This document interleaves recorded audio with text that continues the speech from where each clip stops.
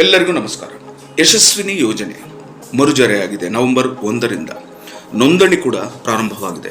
ಯಶಸ್ವಿ ಯೋಜನೆಯಲ್ಲಿ SC/ST ಅವರಿಗೆ 1,100 ರೂಪಾಯಿ ಮತ್ತು ಜನರಲ್ ಕ್ಯಾಟಗರಿಯವರಿಗೆ 2,150 ರೂಗಳಂತೆ ಕುಟುಂಬದ 10 ಸದಸ್ಯರನ್ನ ತಾವು ಸದಸ್ಯರಾಗಿ ಸೇರಿಸಬಹುದು.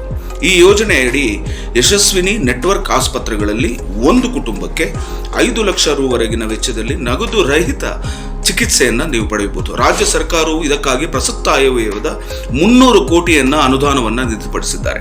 ಯಶಸ್ವಿನಿ ಯೋಜನೆ ಮರುಚಾಲನೆ ಕೂಡ ಆಗಿದೆ. 823 ಬಗೆಯ ಶಸ್ತ್ರಚಿಕಿತ್ಸೆಗಳನ್ನು ಗುರುತಿಸಿ ಅವರ ಕಾಯಿಲೆಗಳನ್ನು ಈ ಎಲ್ಲ ಪ್ರೈವೇಟ್ ಹಾಸ್ಪಿಟಲ್ಗಳಲ್ಲಿ ಸರಿಯನ್ನ ಮಾಡ್ತಾರೆ.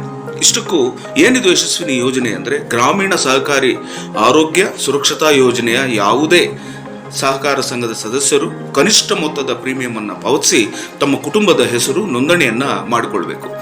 ಈಗ ಹಲವು ವಿಧದ ಶಸ್ತ್ರಚಿಕಿತ್ಸೆಗಳನ್ನು ತಾವು ಉಚಿತವಾಗಿ ಮಾಡಿಸಿಕೊಳ್ಳಬಹುದು.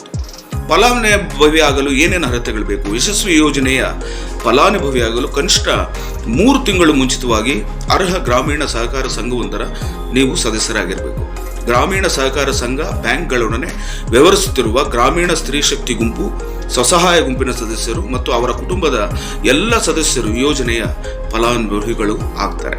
ರೈತರಿಗೆ ಇದು ಹೇಗೆ ಅನುಕೂಲ? ಯಶಸ್ವಿನಿ ಯೋಜನೆ ಅಡಿಯಲ್ಲಿ ಫಲಾನುಭವಿಯಾಗಿರುವ ರೈತರು ಖಾಸಗಿ ಆಸ್ಪತ್ರೆಗೆ ದಾಖಲಾಗಲು ಸರ್ಕಾರಿ ಆಸ್ಪತ್ರೆಯ ಯಾವುದೇ ಅನುಮತಿಯ ಅಗತ್ಯ ಇಲ್ಲ. ಸಮಯದ ಉಳಿತಾಯದೊಂದಿಗೆ ಪರಿಣಾಮಕಾರಿ ಚಿಕಿತ್ಸೆ ರೈತರಿಗೆ ಸಿಗುತ್ತೆ. ರಾಜ್ಯದ ಬೃಹತ್ ಖಾಸಗಿ ಆಸ್ಪತ್ರೆಗಳಲ್ಲಿ ನಗದು ರಹಿತ ಚಿಕಿತ್ಸೆ ಕೂಡ ಇದು ದೊರೆಯುತ್ತೆ. ಗಂಭೀರ ಕಾಯಿಲೆಗಳಿಗೆ ನಗದು ನೀಡದೇನೆ ಇದರಿಂದ ನಿಮ್ಮ ಕಾಯಿಲೆಗಳನ್ನು ಮುಕ್ತಿಯನ್ನು ಪಡಿಬಹುದು. ಇದೆಲ್ಲವೂ ಕೂಡ ಮುಖ್ಯವಾಗಿ ಯಾವುದೇ ಸಹಕಾರಿ ಬ್ಯಾಂಕ್ಗಳು, ಕೋಆಪರೇಟಿವ್ ಬ್ಯಾಂಕ್ಗಳಲ್ಲಿ ನೀವೆಲ್ಲರೂ ಸದಸ್ಯರಾಗಿದ್ದರೆ ಇದೇ ಡಿಸೆಂಬರ್ 31ಕ್ಕೆ ಈ ಯಶಸ್ವಿನಿ ಯೋಜನೆ ಕೊನೆಗೊಳ್ಳುತ್ತೆ. ತಾವು ಈಗಲೇ ಕೋಆಪರೇಟಿವ್ ಸೊಸೈಟಿಯಲ್ಲಿ ನೀವು ಸದಸ್ಯರಾಗಿದ್ದರೆ ಅಥವಾ ಬ್ಯಾಂಕ್ಗಳಲ್ಲಿ ಸದಸ್ಯರಾಗಿದ್ದರೆ ಕೂಡಲೇ ಯಶಸ್ವಿನಿ ಯೋಜನೆಯಡಿ ಫಲಾನುಭವಿಗಳಾಗಿ ತಮ್ಮೆಲ್ಲ ಕುಟುಂಬದ ಆರೋಗ್ಯವನ್ನು ಕಾಪಾಡುವ ಹಿತದೃಷ್ಟಿಯಿಂದ ಈ ವಿಡಿಯೋವನ್ನು ಮಾಡಲಾಗಿದೆ. ಆದಷ್ಟು ಇದನ್ನು ಶೇರ್ ಮಾಡಿ ಎಲ್ಲರಿಗೂ ಮಾಹಿತಿಯನ್ನು ತಲುಪಿಸಿ ಅಂತ ಹೇಳ್ತಾ ವಿಶ್ವನಾಥಾಚಾರ್ಯನ ನಮಸ್ಕಾರ.